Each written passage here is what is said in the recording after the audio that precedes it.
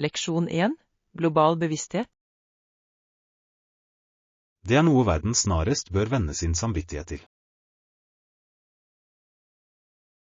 Jeg er helt enig. I Angola lider 1 av 334 innbyggere av alvorlige utfordringer.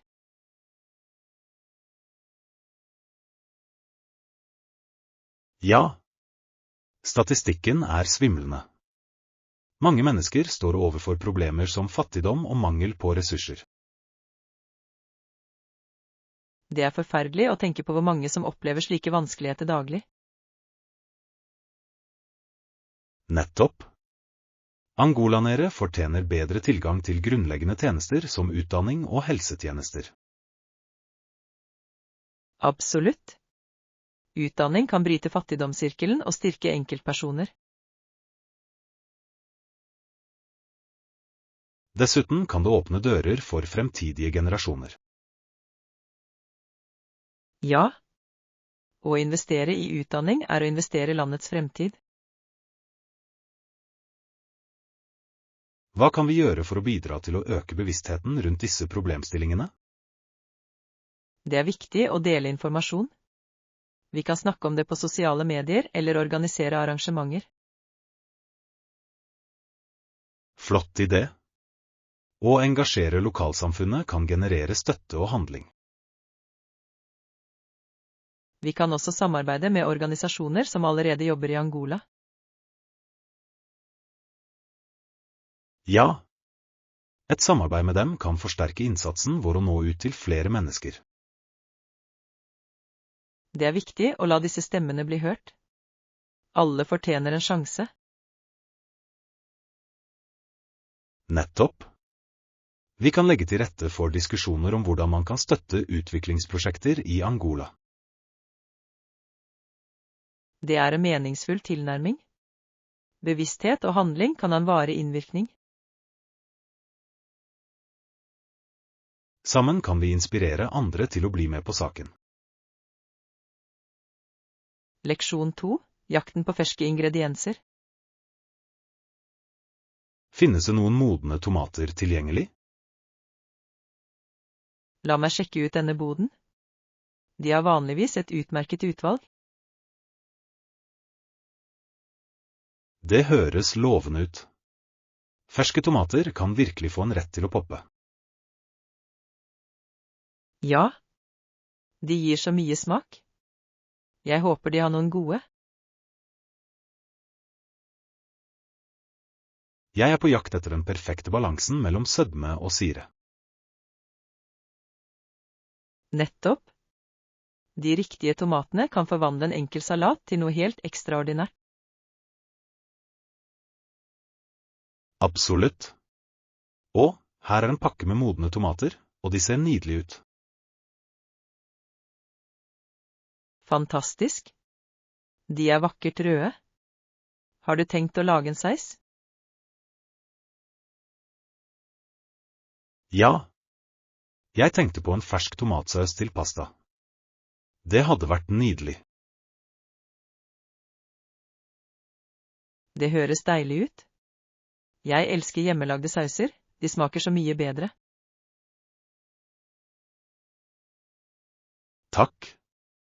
I tillegg er det givende å lage noe fra bunnen av. Jeg er enig. Innsatsen blir verdt det når du smaker på resultatene. Hvordan liker du å lage tomatsausen din? Jeg elsker å tilsette hvitløk, fersk basilikum og et hint av chili for litt hette.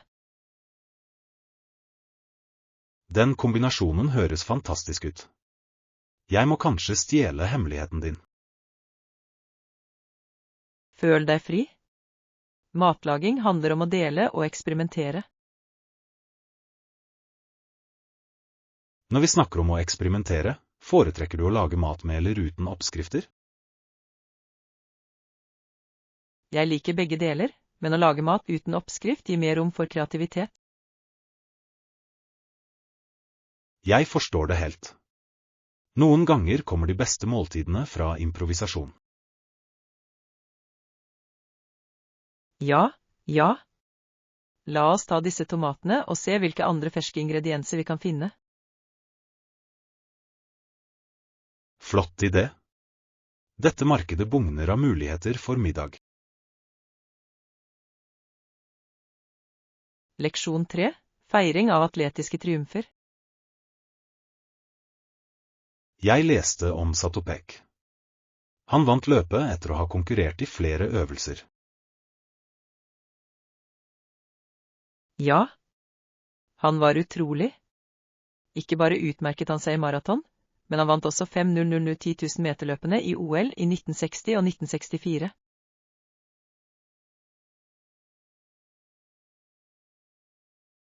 Nettopp. En sann atletisk legende. Hans besluttsomhet var uovertruffen. Det er imponerende å vinne i så krevende disipliner. Han var en kraftpakke. Det viser virkelig allsidigheten hans. Husker du de berømte treningsmetodene hans? Absolutt. Han trodde på å trene hardt og presse grensene sine.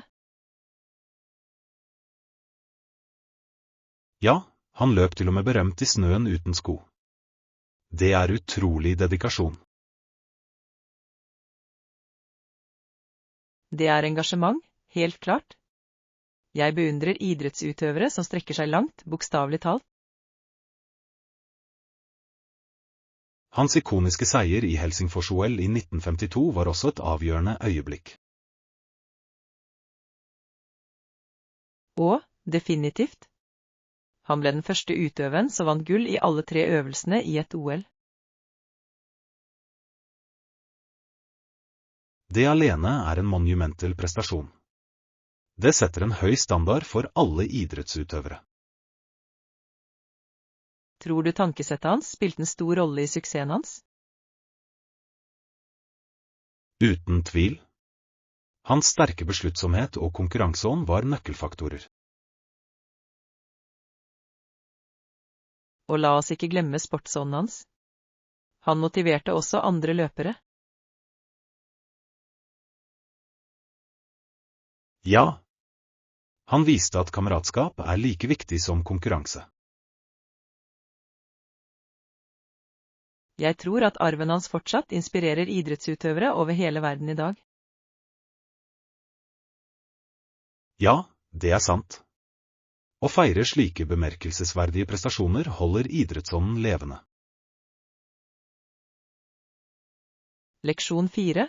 Arven etter det britiske imperiet. Det er interessant å tenke over. Hva ville det bety for verden uten at det britiske imperiet overlever? Sannelig. Det ville ikke vært mulig å overleve til tross for alt det britiske imperiet har stått for. Nettopp. Imperiet påvirket global handel, kultur og til og med språk. Det gjorde det. Vi må imidlertid også vurdere konsekvensene av koloniseringen. Sant nok. Kolonisering medførte både fremskritt og betydelige utfordringer. Ja. Mange kulturer ble påvirket, på godt og vondt. Imperiet etterlot seg utvilsomt en komplisert arv. Noen ser på den med beundring, mens andre ser lidelsen den forårsaket. Nettopp. Historie er sjelden svart-hvitt. Det finnes mange gråtoner. Med tanke på det, hva synes du vi bør lære av denne arven? Det er viktig å anerkjenne både prestasjonene og svakhetene. Ja. Utdanning spiller en nøkkelrolle i å forstå fortiden vår. Og det bidrar til å forhindre at historiens feil gjentar seg. Ja, det er avgjørende å forstå trangen til å ekspandere og kontrollere. Det er en påminnelse om viktigheten av respektfull sameksistens og samarbeid. Absolutt. Empati er viktig når man undersøker vår felles historie. Ja. Ved å lære av fortiden kan vi jobbe mot en mer inkluderende fremtid. Godt sagt. Kanskje vi burde foreslå en diskusjonsgruppe om historiske perspektiver. Det er en fantastisk idé. Engasjerende dialog kan føre til dypere forståelse. La oss idémildre noen temaer og invitere andre til å bli med oss. Leksjon 5. Operaens gjenoppblomstring. Jeg fikk nylig vite at en ung skuespiller dro til Italia for å studere opera. Det er fascinerende. Italia er det perfekte stedet å fordype seg i operakultur. Absolutt. Opera har blitt veldig moteriktig, spesielt blant den yngre generasjonen. Det er virkelig inspirerende å se unge mennesker følge lidenskapene sine innen kunst. Tror du sosiale medier har spilt en rolle i denne gjenoppblomstringen? Ja visst. Plattformer som Instagram og TikTok lar operasangere vise frem talentene sine. Ja. Jeg har sett utdrag av forestillinger som har gått viralt. Det eksponerer opera for nye publikummere. I tillegg gjør samarbeid med popartister opera mer relaterbar til yngre fans. Nettopp. Å blande sjangere gjør det mer tilgjengelig og spennende. Har du noen gang tenkt på å gå på en operaforestilling? Det har jeg. Det føles som en opplevelse som kombinerer historiefortelling med utrolig musikk. Sannelig. Følelsene som formidles gjennom opera er ofte dype. Hva ville være din anbefalte første opera for noen som er ny innen kunstformen? Jeg ville foreslått La Bohème. Den er både vakker og tragisk, en perfekt introduksjon. Det høres fantastisk ut. Jeg har hørt at musikken derfra er fantastisk. Det er det virkelig. I tillegg fanger historien essensen av ungdom og kjærlighet. Jeg antar at det å utforske opera ikke bare innebærer musikken, men også de blendende forestillingene. Absolutt. Scenografien, kostymene og lidenskapen til utøverne fordyper deg i deres verden. Vel, jeg gleder meg til å dykke ned i operaens verden. Kanskje vi kan dra dit sammen. Leksjon 6. Styrking av teamkommunikasjon. Jeg tror hyppig kontakt med teamet ditt er avgjørende for å lykkes. Absolutt. Jeg planlegger regelmessige videokonferanser for å sikre at alle er på linje. Det er en flott strategi. Hvor ofte holder dere disse konferansene? Jeg pleier å ha dem 1 gang i uken. Det holder momentumet oppe. Ukentlige møter gir mulighet for oppdateringer i sanntid. Har du lagt merke til noen endringer siden de ble implementert? Ja. Teammedlemmene føler seg mer engasjerte og informerte om pågående prosjekter. Det er fantastisk. Åpenhet kan fremme en samarbeidsånd. Absolutt. Jeg oppfordrer også alle til å dele ideene sine under disse samtalene. Å involvere teamet i diskusjoner kan vekke kreativitet. Nettopp. Jeg synes at idémyldring sammen fører til innovative løsninger. Hvilke verktøy bruker dere for å tilrettelegge disse videokonferansene? Vi bruker en pålitelig plattform som tillater skjermdeling, opptak for senere referanse. Utmerket. Det kan være verdifullt for nye teammedlemmer å ha tilgang til tidligere møter. Ja, det hjelper dem å komme raskt opp i fart. Hvilke andre strategier bruker du for å holde kommunikasjonen åpen? Jeg har opprettet en chattegruppe for raskere oppdateringer og uformelle samtaler. Det høres fantastisk ut. Det kan skape et vennlig miljø. Det gjør det. Humor letter ofte stemningen i travle tider. En lett og munter atmosfære oppmuntrer til åpen dialog. Nettopp. Jeg sier alltid at glade team er produktive team. Bra sagt. La oss sikte på å skape en enda mer støttende lagkultur. Leksjon 7. Planlegging av ferien din. Når jeg planlegger turen min, lurer jeg på om jeg bør bestille overnatting først? Ja, det er lurt å bestille overnatting på forhånd. Det sikrer oppholdet ditt og gir deg trygghet.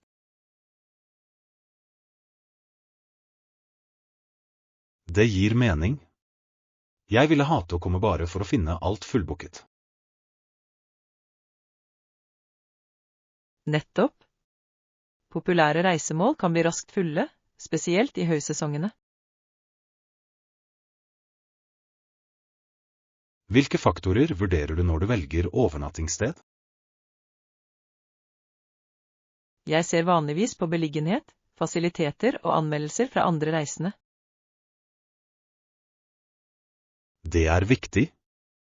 Nærhet til attraksjoner kan spare mye reisetid. Ja. I tillegg er det praktisk å være i nærheten av restauranter og butikker. Og fasiliteter som frokost eller gratis wifi kan utgjøre en stor forskjell. Absolutt. Det handler om å forbedre den totale opplevelsen. Foretrekker du hotell, eller liker du å bo i ferieboliger? Jeg liker begge deler. Hoteller tilbyr tjenester, mens ferieboliger gir en hjemmekoselig følelse. Godt poeng. Hver av dem har sine fordeler. Hvilken ville du valgt for denne turen? Jeg ville nok heller mot en feriebolig denne gangen. Det kan føles mer personlig. Det høres fristende ut. I tillegg har du kanskje et kjøkken for å tilberede noen måltider. Nettopp. Det er alltid gøy å lage noen lokale oppskrifter. Har du funnet et sted som fanger interessen din ennå? Jeg har noen i tankene. Jeg skal dele lenkene med deg, slik at de kan sammenligne. Flott. La oss begrense det. Jo før vi bestiller, desto flere alternativer har vi. Leksjon 8.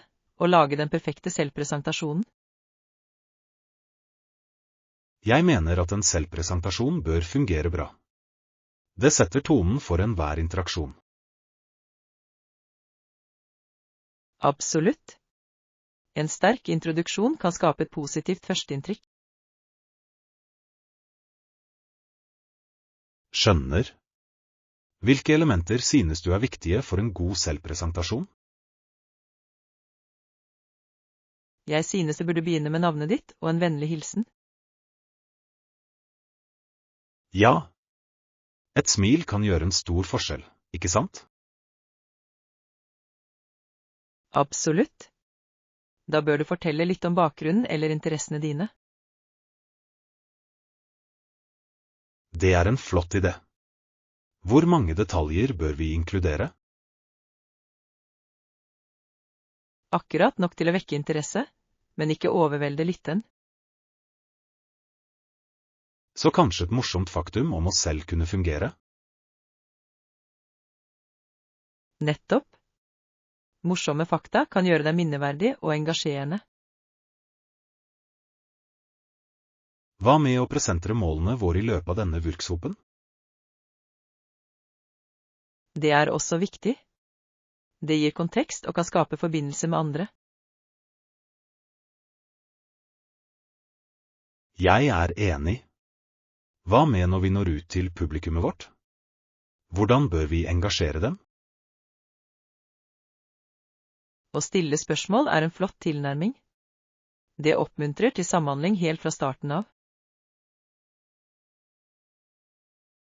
Ja. Det får alle til å føle seg involvert, noe som er nøkkelen til et verksted. Og vi kan øve på introduksjonene våre små grupper før den store presentasjonen. Perfekt. Det vil hjelpe oss med å forbedre leveransen vår. Jeg gleder meg til å høre alles presentasjoner. Hver og en vil gjenspeile unike personligheter. Sant. La oss få mest mulig ut av denne workshopen og lære av hverandre. Leksjon 9. Finne veien. Ja, det er bare 2 kvartaler nedover denne gaten, og så tar du til venstre. Perfekt. Jeg er så sulten. Jeg har hørt at maten der er fantastisk. Det er det virkelig. Menyen deres inneholder en rekke internasjonale retter. Det høres herlig ut. Jeg elsker å prøve nye matretter når jeg reiser. Jeg også. Å utforske forskjellige smaker kan være et spennende eventyr. Apropos eventyr, har du noen gang gått deg vill i en by? Å ja! Jeg vandret en gang i over en time og lette etter en kafé. Hva skjedde? Fant du den til slutt? Det gjorde jeg. Det viste seg å være rett rundt hjørnet fra der jeg startet. Så morsomt. Noen ganger skjer de beste oppdagelsene når vi går oss vill. Nettopp. Jeg snublet over en sjarmerende bokhandel på omveien min. Det hørtes ut som en hyggelig overraskelse. Bøker og kaffe passer så godt sammen. Absolutt. Jeg liker å finne små perler mens jeg utforsker. La oss håpe at denne restauranten er en av de skjulte perlene. Jeg har høye forhåpninger. Den har fått gode anmeldelser på nettet. Anmeldelser er nyttige. De kan veilede deg til de beste stedene. Ikke sant? Noen ganger stoler jeg imidlertid på anbefalingene fra en venn. Ja, personlige erfaringer kan være mer troverdige enn anonyme anmeldelser. Nettopp. Jeg stoler på meningene deres, spesielt når det gjelder mat. Når vi snakker om mat, håper jeg de serverer dessert. Det er jeg sikker på. Jeg gleder meg til å unne meg noe søtt. Leksjon 10. Å skape nye forbindelser. Hvordan klarte du å få nye venner etter at du flyttet hit? Jeg ble med i klubber og deltok på sosiale arrangementer. Det hjalp meg virkelig å møte likesinnede. Det er en flott strategi. Hva slags klubber ble du med i? Jeg startet med en bokklubb og en turgruppe. Begge var fantastiske for å møte nye venner. En bokklubb høres hyggelig ut. Hvilken bok snakker dere om først? Vi leste en thriller, og diskusjonene var livlige. Alle hadde forskjellige perspektiver. Så gøy. Jeg vedder på at det utløste interessante samtaler. Det gjorde det absolutt. I tillegg delte vi alltid snacks, noe som er en bonus. Snacks og en god samtale? Det høres perfekt ut. Hva med turgruppen? Turgruppen var fantastisk for å komme seg utendørs og nyte naturen. Fotturer er en fin måte å knytte bånd på. Var det noen minneverdige fotturer? Og ja, vi klatret opp en utfordrende sti med fantastisk utsikt. Alle var oppmuntrende. Det må ha føltes givende. Feiret dere alle suksessen etterpå? Det gjorde vi. Vi hadde en liten piknik på toppen, noe som var herlig. Det høres ut som du har funnet et fantastisk fellesskap. Hvilke råd ville du gitt til noen som prøver å få nye venner? Vær åpen og imøtekommende. Delta på arrangementer som interesserer deg, og ikke vær redd for å starte samtaler.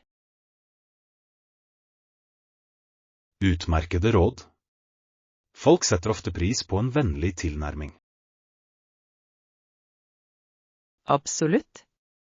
Det kan føre til langvarig vennskap hvis du tar første skrittet. Jeg må kanskje bli med i noen klubber selv.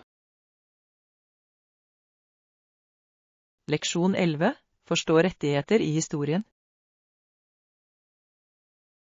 Det er fascinerende å lære om baronenes rettigheter i middelalderen. Absolutt.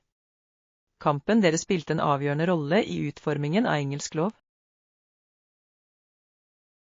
Ja. Det er imidlertid viktig å huske at disse rettighetene ikke bare berørte baronene, men også vanlige folk. Nettopp. Ideen om delte rettigheter gir et bredere perspektiv på sosial rettferdighet. Mange av disse baronene kjempet for privilegier som til slutt ville påvirke hele samfunnet. Ja, det er sant. Undertegningen av Magna Carta er et godt eksempel på denne innflytelsen. Ja. Den etablerte prinsipper som til slutt skulle strekke seg utover adelen. Og det la grunnlaget for individuelle rettigheter, selv for vanlige borgere. Interessant nok krevde Magna Carta at kongen skulle respektere rettighetene til alle sine undersåtter. Det er kritisk.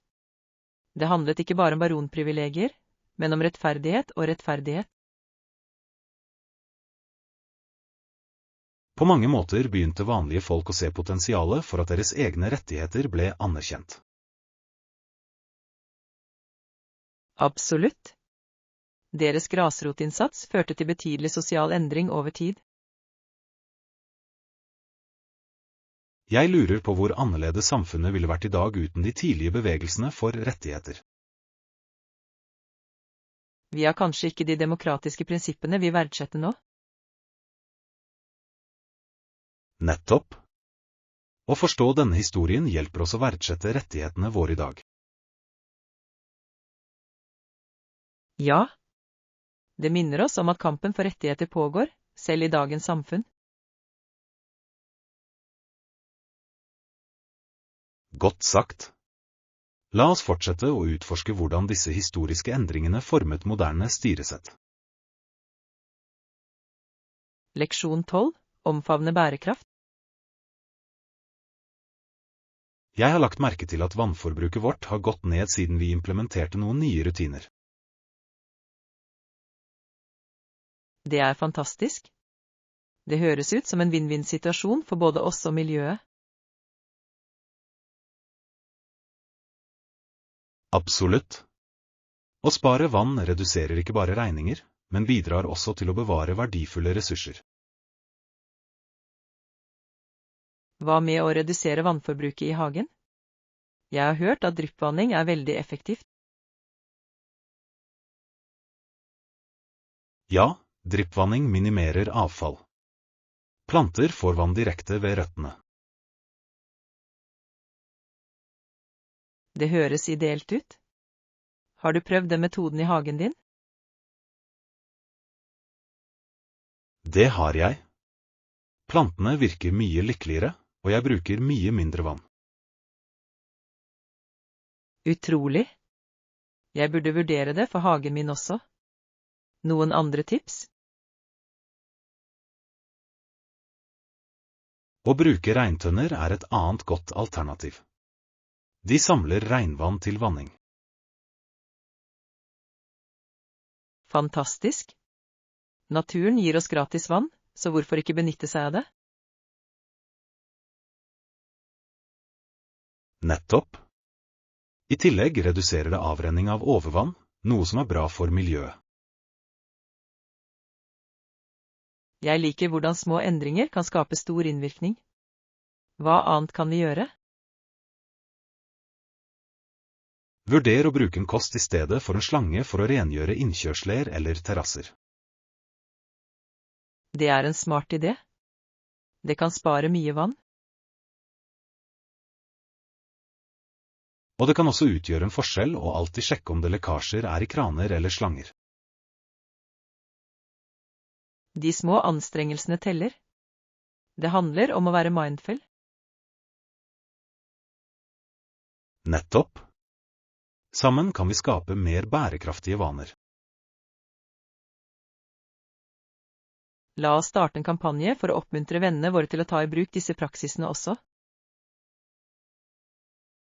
Flott idé. Sammen kan vi inspirere andre til å bli med i bærekraftsbevegelsen.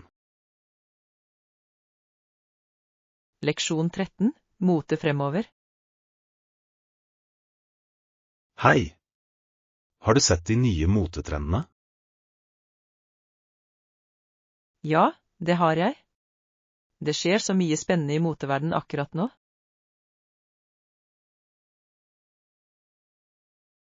Hva er din favorittstil blant de nye trendene? Jeg elsker virkelig at sterke farger, overdimensjonerte silhuetter kommer tilbake. De gjør ethvert antrekk morsomt. Det høres fristende ut. Jeg har lagt merke til at mange designere omfavner 90-tallsstilene igjen. Absolutt. Det føles nostalgisk, men samtidig friskt. Tror du likevel at disse trendene vil vare? Mote er syklisk. Det som går av moten kommer ofte tilbake. Sant nok. Jeg så noen utrolige trikk på catwalken. Blomstermønstrene ser ut til å gjøre et sterkt comeback. Ja. Blomstermønstre er flotte for vår og sommer. De lyser opp enhver garderobe. Når vi snakker om lyse farger, hva synes du om neonfarger? Neonfarger er definitivt et blikkfang. De kan snu seg når de brukes riktig. Jeg antar det krever selvtillit å få frem så sterke fargetoner. Nettopp. Men når de er godt stølet, kan de bli fantastiske. Hva med tilbehør? Er det noe du gleder deg til å legge til i samlingen din? Jeg elsker gjenoppblomstringen av store smykker. Dristige smykker kan virkelig løfte et antrekk. Jeg er enig. Et statementkjede kan endre et antrekk fullstendig. Mote handler tross alt om selvutfoldelse. Det er helt sant. Det gjenspeiler personlighet og humør. La oss følge med på disse trendene, og kanskje til og med prøve noen selv. Det hadde jeg elsket. Mote kan være et morsomt eventyr å dele sammen. Leksjon 14. Betydningen av ydmykhet. Har du noen gang tenkt på uttrykket «født i en krybbe»? Ja, det er ganske dyptgripende. Tanken på at et barn ble født på et sted der det holdes hester, er ydmykende. Absolutt. Det symboliserer enkelhet og ydmykhet, spesielt for en så betydningsfull figur. Det er interessant fordi foreldrene hans ikke fant et skikkelig vertshus. Det må ha vært ganske utfordrende. Den fremhever hvor langt de reiste og omstendighetene de møtte. Ja, de var langt hjemmefra, men likevel ønsket de denne spesielle anledningen velkommen. Jeg synes det er fascinerende hvordan denne fortellingen resonerer med mange mennesker. Ja, det lærer oss at storhet kan dukke opp fra de mest uventede stedene. Nettopp. Ofte skjer de mest meningsfulle øyeblikkene i enkle situasjoner. Når vi snakker om det, har du noen personlige erfaringer der store ting kom fra ydmyke kår?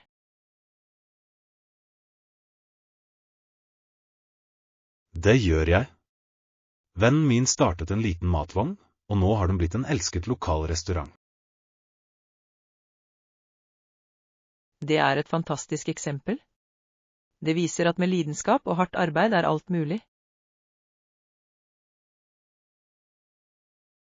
Absolutt. Historier som disse inspirerer til håp og utholdenhet. Det gjør de virkelig. Det minner oss om å sette pris på reisen, uansett hvor beskjeden den er. Og det oppmuntrer oss til å gjenkjenne skjønnheten i våre egne utfordringer. Ja. Livets mest kjente skikkelser møtte ofte vanskeligheter før de oppnådde storhet. Godt sagt. La oss huske at selv de enkleste begynnelser kan føre til bemerkelsesverdige reiser. Leksjon 15. Spiseavgjørelser. Godt valg. Hva kan jeg tilby deg å drikke? Jeg tar gjerne et glass vann. Det er viktig å holde seg hydrert. Absolutt. Vann er viktig. Jeg kjøper kanskje litt kullsyreholdig vann. Farris gir et fint preg til ethvert måltid, ikke sant? Ja. Det føles litt fancy, selv om det bare er vann. Når vi snakker om fancy, har du noen gang prøvd et fruktinfusert vann? Det har jeg ikke. Hvilke smaker anbefaler du? Agurk og mynte er forfriskende. Sitron og lime er også herlig. De høres fantastisk ut. Jeg burde prøve å lage dem hjemme. Det er ganske enkelt. Bare hakk litt frukt og ha dem i vannet. Perfekt. Jeg elsker enkle oppskrifter som forbedrer hverdagsmat. Nettopp. Og vi kan tilsette urter for en gourmetprik. Fantastisk idé. Fersk basilikum hadde vært utrolig godt til jordbær. Jeg er nysgjerrig. Vi burde eksperimentere sammen neste gang. Jeg gleder meg. Vannet vårt blir aldri kjedelig igjen. Ja. Nå så vi er inne på temaet, hvilke matkombinasjoner liker du til drikken din? Jeg elsker å kombinere kullsyreholdig vann med lette salater. Det utfyller dem perfekt. Det er en utmerket kombinasjon. Jeg pleier å nyte vann til salte retter. Salte retter passer perfekt. La oss bestille noe deilig til drikken vår.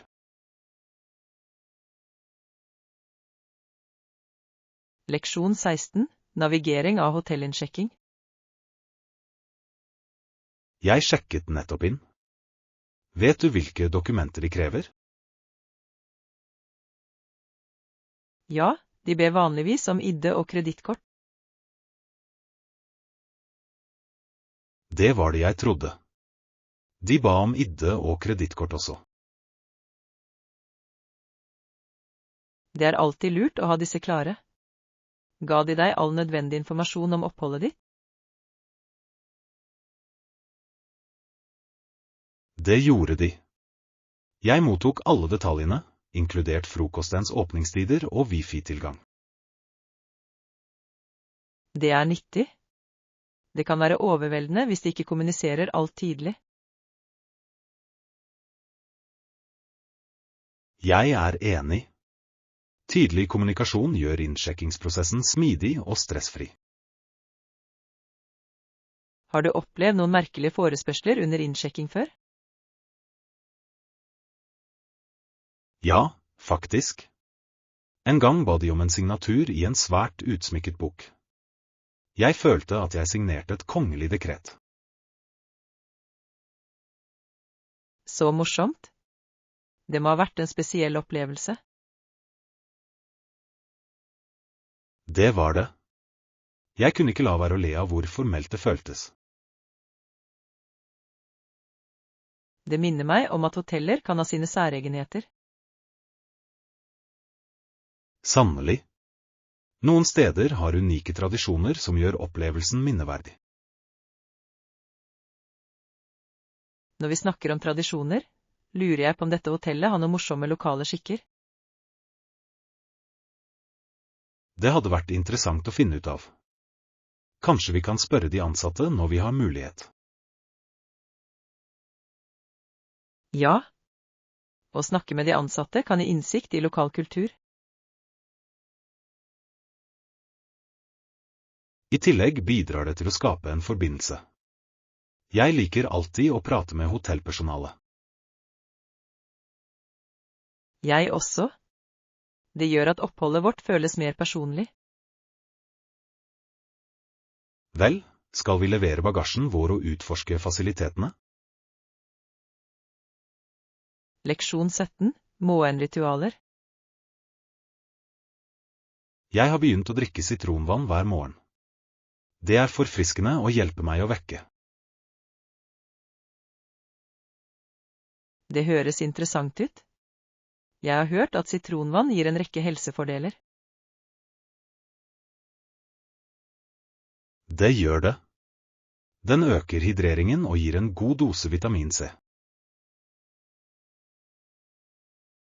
Jeg kunne trenge en morgenboost. Jeg drikker vanligvis bare kaffe. Kaffe er godt, men å blande det kan være forfriskende. Hvorfor ikke prøve sitronvann? Du har rett. Jeg skal prøve det i morgen tidlig. Fantastisk. Bare press en halv sitron ut i varmt vann. Enkelt og effektivt. Det virker enkelt nok. Jeg er nysgjerrig på hvordan det føles. Du vil kanskje like den friske smaken. Den kan lyse opp morgenen din. Jeg kunne trengt litt livlighet i rutinen min. Hvilke andre morgenvaner har du?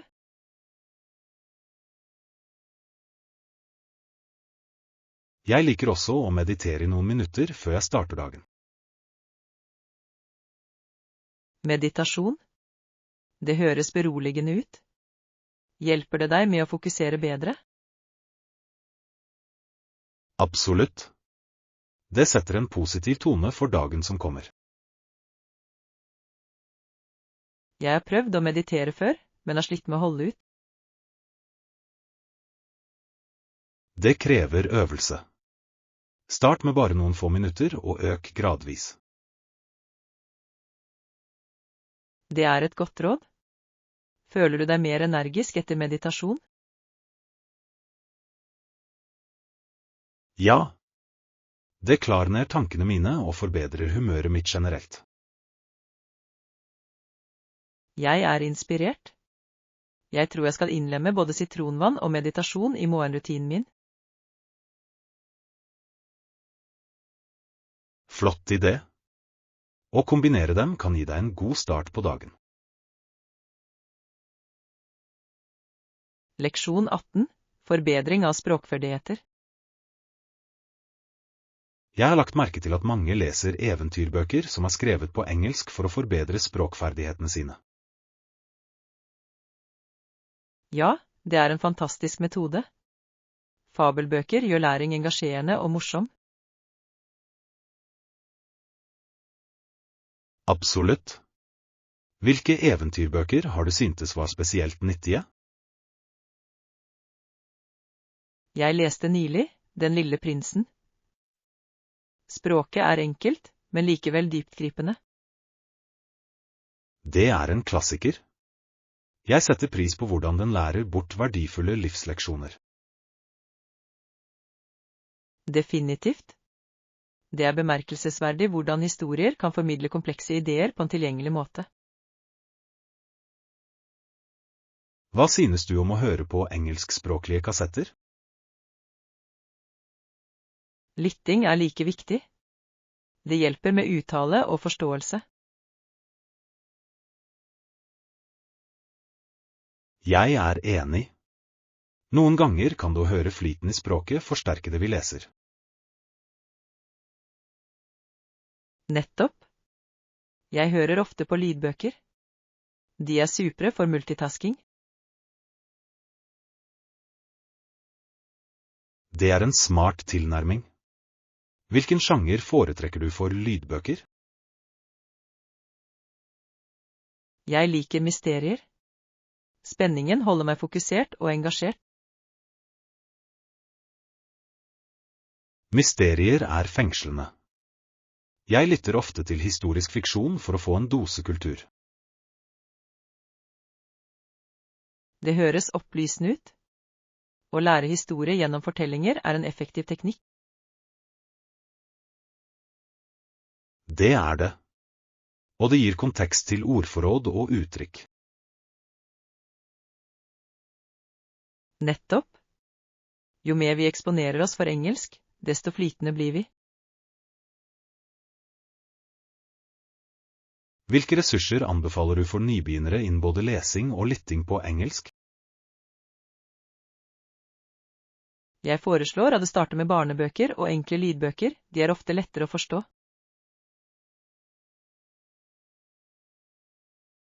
Gode råd. De gir et solid grunnlag uten å være overveldende.